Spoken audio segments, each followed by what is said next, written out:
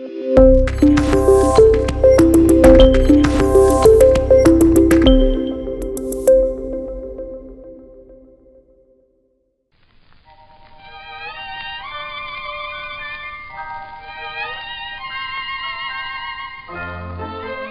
students. All right, we're down here on the Living History Farm in front of a little bit of cotton that we still have in our field. And we're going to talk about the Great Depression and how that affected farmers, and in particular cotton farmers in South Carolina. So I've got the cotton behind me. I have a little bit of cotton in these burlap bags in front of me, just to give you a visual about the reduction in yields that happened in the Great Depression, but especially before then in the 1920s.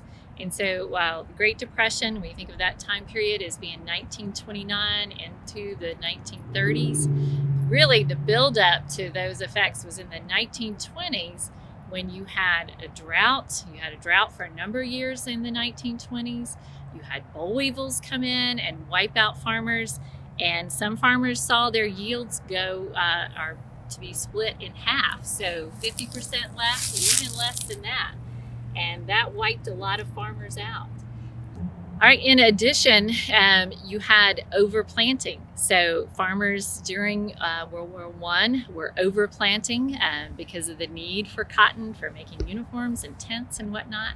And so you had a great increase in cotton production during that time period. And then after the war, they didn't need as much cotton. Prices fell because of overproduction. You had poor ag practices, and so things like not rotating crops, not replacing nutrients in the soil, plowing that would lead to erosion. And not that plowing was bad, but the pattern of plowing would lead to that topsoil being washed away. And so eventually, the soil was just terrible, especially up in our area, and you're down to almost red clay, and yields were reduced for quite a few reasons, including those I've just listed. Now, in addition, I want to talk to you about an unusual disease called pellagra. And it is the result of a deficiency of a certain nutrient. And this disease, while very rare in the world today, became a problem, especially in South Carolina, for very poor people because of their diet. So we're going to head over to the barn and talk about that for just a minute. All right, as I was saying, pellagra, it's a relatively unknown disease here in America because of our diet now prevents this from happening. But back in the 20s, this became a real problem because people were so poor they couldn't buy food. They weren't growing enough food. They were growing cotton pretty much up to their doorstep, and they were not growing gardens of fresh vegetables because they were hoping to make more money off the cotton.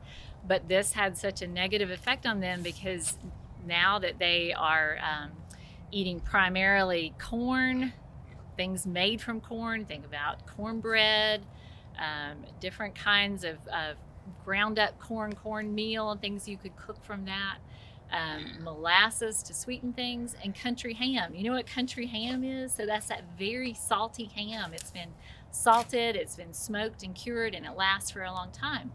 And this made up the diet for many Southerners, many people in South Carolina.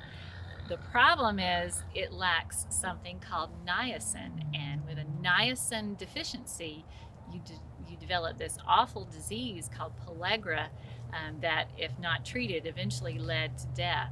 So things like corn, molasses, and pork. Here's our friend Wilbur back here.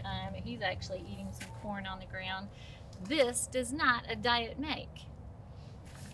We have just a bag of flour here, just sitting here as a visual to note that nowadays when you buy flour or you buy cereals, you eat cereal for breakfast, you buy bread, sometimes you'll see on there made with enriched flour in the ingredients list. And what they mean is they have added nutrients in, like niacin, to help prevent things like pellagra from happening. There was actually a pellagra hospital in Spartanburg, South Carolina, because of the incidents in that area. And so research was done there.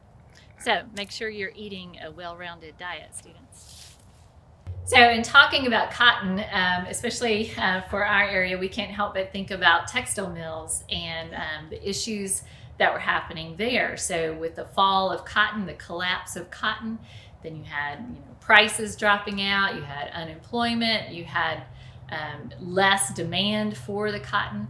But the textile mills, they were a very, the textile mill communities are very interesting setup and way of life. And so the textile mills often controlled like the housing, the schooling, your shopping, your recreation. I know my own father was part of a mill baseball league, and so that was a big part of the community.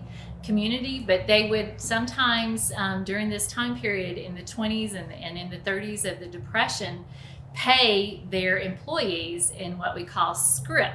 So it would maybe be a coupon, or it may even be coins that they had made themselves. Now these are just washers, okay? So these are washers that you might find in a hardware store. But just to give the idea that they would create these coins, they would have a certain value.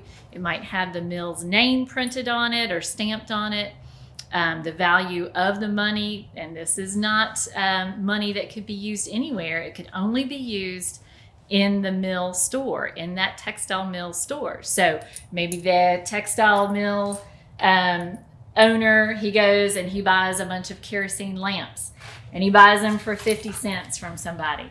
He puts them in his store and he raises the price to $1 or what have you, but this can only be purchased with the scrip, with the money that he has given his employees. And so some of their pay was not in what we think of as our normal American cash dollars and coins, but it was created by the mill. And that was another way that the mill could make money, but it was hard on the employees. And so listed on the board behind me are a number of the problems that led to the Depression and led to these very, very difficult times for farmers and for other people, including the drought that we talked about in the 20s, boll weevils that came in the 20s, poor ag practices. And so things like not diversifying. Do you know what diversifying means? It means to spread out. It means to have variety. And so if a farmer is not diversified, maybe they are only growing cotton and they're growing a lot of it, but they're not growing anything else. And so in regard to their food, the things that they would be providing for themselves, maybe they weren't even planting a vegetable garden at their own home. They were just growing cotton, as they would say, all the way up to their doorstep. Well, Clemson Extension agents, that is one group of people that came along and helped farmers. This is a government agency, and Clemson came along and helped these farmers learn to grow other crops. Now, we know that nowadays, South Carolina grows a lot of a certain kind of fruit in the summer. I bet you've enjoyed this many times. Have you eaten a South Carolina peach? So before this time, there were not many peaches grown here, but with the advice of the Clemson Extension agents, then farmers start growing peaches, not growing as much cotton. And we know that's certainly true in our area, in the northern part or northwestern part of the state. And that helped them to diversify and help them to weather the storms. Other things that Clemson Extension agents did is they brought around a mobile canning facility. So on a truck, bring it around and help these people learn to can the food that they are growing in the gardens that these agents encourage them to grow, different fruits and vegetables, so they could provide for their family and they could be more sustainable. Continuing on our list, farmers were in debt for borrowing money to buy equipment, to buy more land. There was rampant unemployment and banks failing, and one thing led to another, and you just had this domino effect.